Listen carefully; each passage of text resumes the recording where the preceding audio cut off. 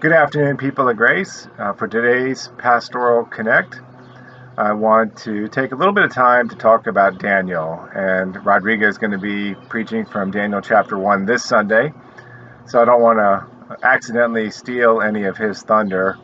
But I do want to comment a little bit on what I could call Daniel's test. Daniel and his friends, as I have already talked about in my introduction to Daniel, uh, really kind of lost everything and were brought to Babylon. But then, as exiles in Babylon, they were chosen to be brought into the king's court.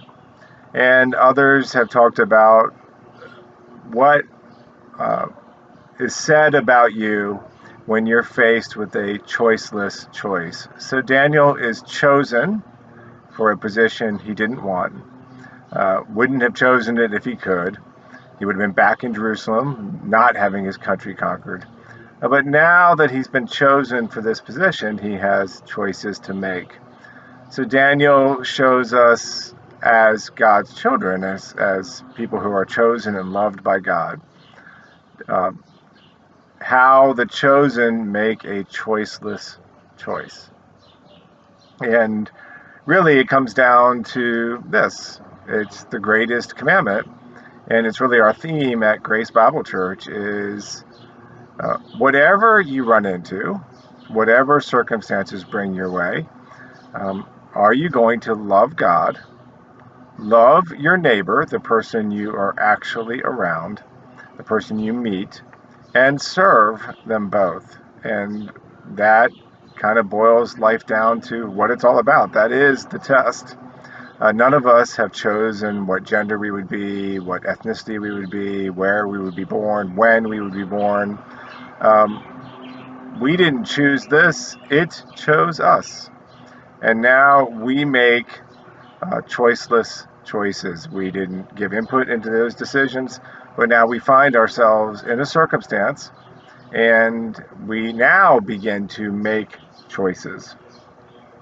And when you look at Grace Bible's theme and really Daniel's test, the chosen choiceless choice, and you see that love God, for us, that's a very prophetic calling. That, as John says, if we love God, we value his word, we value his commands, and we put those at the forefront of our life. At Grace Bible Church, I've talked about kind of the 3 C's of being faithful in ministry. And the first one is the cause. That's the prophet, the prophetic ministry, that we've been entrusted with the word.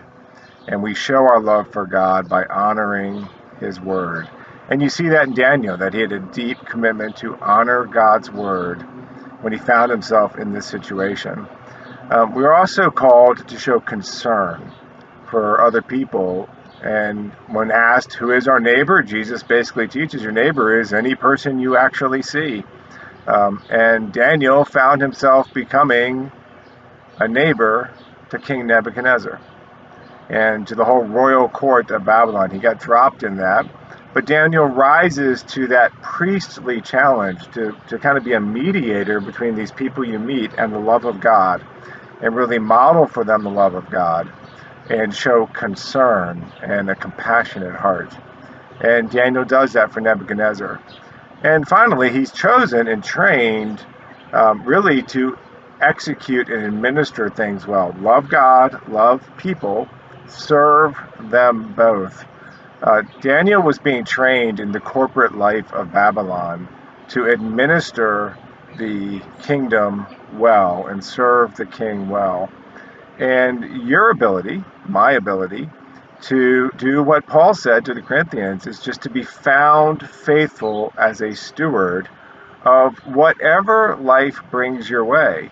That's what really wins you a hearing. Is if we have a terrible work ethic, if we don't really manage things well, people are less likely to pay attention to who we are. And that doesn't mean they should do that they should not pay attention. All people are worthy of being paid attention to. But people are drawn to people who seem to have their act together, who are high functioning in the stewardship of life. And Daniel was trained for that, and he excelled in it, and that's what gave him a platform to then show his concern for Nebuchadnezzar and still maintain his prophetic call and his love for God. And so I want to talk about that third C, the corporate life, your stewardship, your daily walk. We're in a pandemic now that's blown up all of our routines. And most people, if you provide structure for them, they will do reasonably well. They'll get by. The test comes when the structure is blown up and we see how good are they at administering the stewardship of their own life. And it's a learning curve. But Daniel's whole structure and world had been blown up, and he was dropped into Babylon. And he learned to excel as a steward of what God had entrusted to him. And remember, Daniel almost certainly didn't want any of this. It was a choiceless choice, but he found himself in it, and he determined to be found faithful as a steward. And that was really the king's role. The king was meant to be the steward over the nation as a servant leader, to administer it well and to be found faithful as that steward. So in these three things, the cause, the prophetic word, we see the prophet, and concern for others, that mediation, that love. We see the priest, and in our corporate life, our stewardship, we see the king. These three great offices of the Old Testament. And ultimately, it's not about an office or a position. It's about what we do. Leadership is action, not position. And Daniel showed tremendous leadership through his mastery of these three things, and especially through his mastery of just administering his own life and everything that was entrusted to him with excellence, and to do it not with excellence the way Paul talks about, the more excellent way, to do it in a loving way. So as we all face this time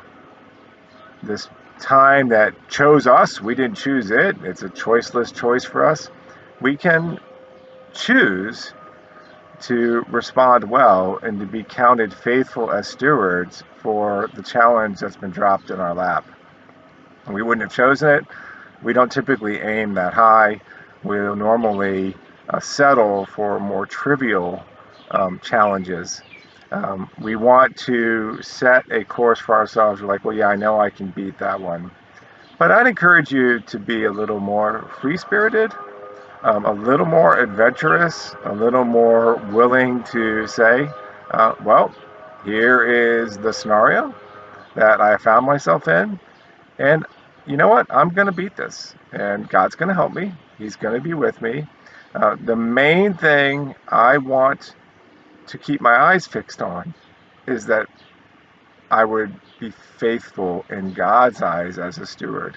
God is my judge. And I really want to show that I have been found faithful because God has chosen to trust us, to trust all of us with COVID-19.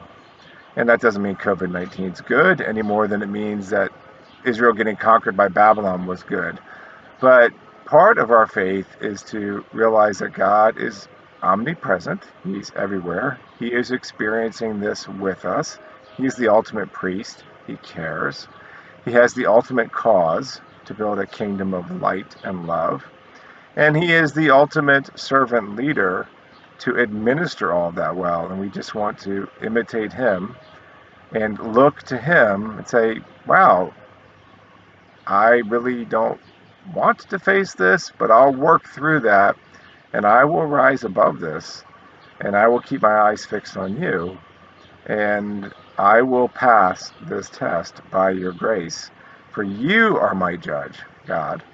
And that's actually what Daniel means. Daniel's name means God is my judge. I don't think Daniel feared condemnation.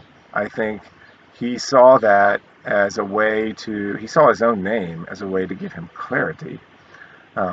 and to hold himself accountable, not so much to focus on making sure everybody else got everything right. That just leads to criticism and a lot of arrogance and self-righteousness because we think that we know better. Daniel didn't try to focus on truth out there. He focused on, I'm going to respond truly to my God. And I'm going to choose to persevere through this trial and honor him in it. And I'm going to come through it like gold refined by fire. Bring that kind of intentionality and that kind of adventurous resiliency into your daily walk. You might need to do it first thing every morning and then 5 times throughout the day as you find yourself sinking into lethargy, sinking into hopelessness, sinking into passivity. Be a steward. Take ownership. Dare to be like Daniel. For God is our judge, and he has trusted us with this time. Let's be found faithful, and let's make that attempt to be found faithful a source of encouragement to each one of us. Have a wonderful day.